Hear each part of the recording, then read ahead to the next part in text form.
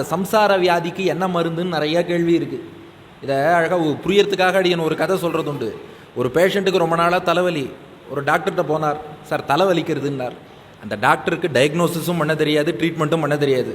அவர் என்ன, நம்மள மாதிரி டாக்டர் போல இருக்குது. அவர் என்ன சொல்லிட்டார், தலைன்னே ஒன்று கிடையாதுன்ட்டார். இதெல்லாம் பிரமப்பா, தலையே இல்லை, தலைன்னு ஒன்று இருந்தால் தானே தலை வலிக்கும், அதெல்லாம் ஒன்றும் கிடையாது, போயிட்டு வான்ட்டார். அப்போ நான் என்ன பண்ணுறதுன்னா, தலையே இல்லைன்னு புரிஞ்சுக்கோ, வலி போய்டுன்ட்டார். அவன் பார்த்தான், தலையே இல்லைன்னா இன்னும் குழம்பி போய் தலைவலி ஜாஸ்தியாக போயிடுது. ரெண்டாவதாக ஒரு மருத்துவர்கிட்ட போனான். இல்லை, ஒரு டாக்டர்கிட்ட போனேன் சார், தலைவலின்னு. அவர் தலைன்னே ஒன்று கிடையாதுன்ட்டார்னா. அந்த டாக்டர் பி, முதல்ல ஏ தலையே இல்லை. டாக்டர் பி சொன்னார், இல்லை தலை இருக்குது, வலி இல்லை. இருக்கிற தலையில் இல்லாத வலியை நீ பொருத்தி கொண்டு சூப்பர் இம்போஸ் பண்ணிட்ட. இது நீயா பார்த்து பிரமை. தலையில் வலியெல்லாம் ஒன்றும் கிடையாது, போயிட்டு வா. இல்லையே, வலிக்கிறது என்ன, நீயே தப்பாக புரிஞ்சுட்ட, போயிட்டு வாடான்ட்டார். எனக்கு தலைவலியே இல்லைன்னு சொல்லி இது ஒரு புது தலைவலியாக மாறி போயிடுது. அப்புறம் டாக்டர் நம்பர் சி, மூணாவது டாக்டர்கிட்ட போனான். சார் தலை ரொம்ப வலிக்கிறதுன்னா. அவர் சொன்னார், உன் முகத்தை கண்ணாடியில் பாருடா, உன் முகத்தை பார்த்தா எவ்வளோ அழகாக இருக்குது. உன் முகத்தை நீயே கண்ணாடியில் பார்த்தா இந்த தலைவலியாக ஒரு வலியாக தெரியுமா? கண்ணாடியை பார்த்துன்னு பேசாமல் இருந்துருன்ட்டார். கண்ணாடியில் இவன் முகத்தையே பார்த்துன்னு இருக்கான். கண்ணாடியை பக்கத்தில் வச்சு பார்த்து அது கண்ணுக்கு ஸ்ட்ரெயின் ஆகி தலைவலி இன்னும் 4 மடங்கு ஜாஸ்தியாக போயிடுது. அப்புறம் டாக்டர் டி, நாலாவது டாக்டர்கிட்ட போனான். அவர் தான் ஓரளவு மாத்திரை கொடுக்குற டாக்டர். சார் தலைவலி தாங்க முடியல, ஆரம்பத்தில் வந்த தலைவலி கூட பரவாயில்ல, இந்த ஏபிசின்னு 3 பேர்கிட்ட போனேன் பாருங்க, அதுலேருந்து ரொம்ப ஜாஸ்தியாக எடுத்து கொஞ்சம் ஏதாவது வழி பண்ணுங்கன்னா. அவர் பார்த்தார், மாத்திரை கொடுத்துட்டார். ஆனால் வயிற்று வலி மாத்திரையை கொடுத்துட்டார். சுத்தம். இப்படியெல்லாம் தவிச்சவன் கடைசியாக 5ஆவதாக டாக்டர் இ கிட்ட வந்தான். என்னன்னு கரெக்டாக டயக்னோஸ் பண்ணார். தலைவலி, இது மைக்ரேன், இந்தாப்பா ஃப்ளோனாரிசின் மாத்திரை வச்சுக்கோ, அதோட பேராசிட்டமால் வித் மெட்டாக்ளோப்ரோமைட் போடுற மாத்திரை சரியாக போய்டுன்னார். போட்டால் சரியாக போயிடுது.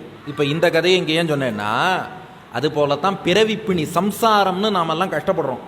கஷ்டப்படுறியா இல்லையான்னு கேட்டால் யார் தான் இல்லைன்னு சொல்லுவோம். எஸ், எல்லாரும் கஷ்டப்படுறோம்.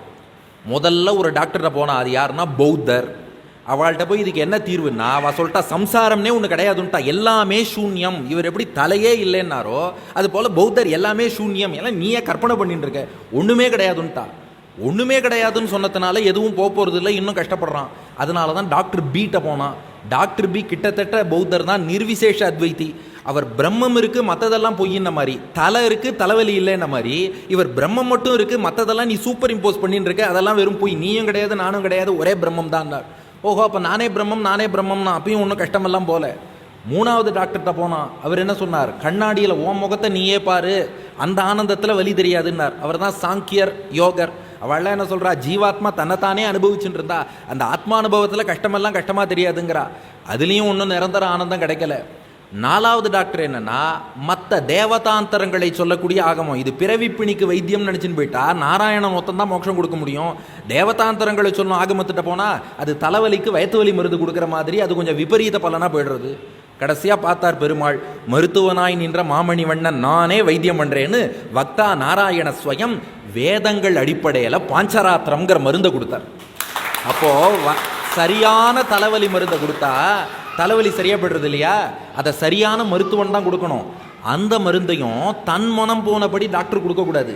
இப்போது மெடிசின்னு சொன்னால் அதுக்கு டேவிட்சன் ஹாரிசன் புக்கு இருக்குது, அதில் என்ன சொல்லியிருக்கோ அதை தான் கொடுக்கணும். அதுபோல் நாராயணனுக்கு வேதம்ங்கிற அந்த புஸ்தகம் இருக்குது. அபௌருஷேயமான அனாதியான வேதத்தின் அடிப்படையில் பாஞ்சராத்திரம்ங்கிற மருந்தை நாராயணன் கொடுத்தவாறே பிறவிப்பிணிக்கு இதுதான் மருந்து. அப்போ அல்லோபதி, ஹோமியோபதி, நேச்சுரோபதி எதுவும் தீரல, வெங்கடாச்சலபதி தான் தீர்வு. அதனால் நாராயணன் கொடுத்த மருந்து ஸ்ரீ பாஞ்சராத்திரம்.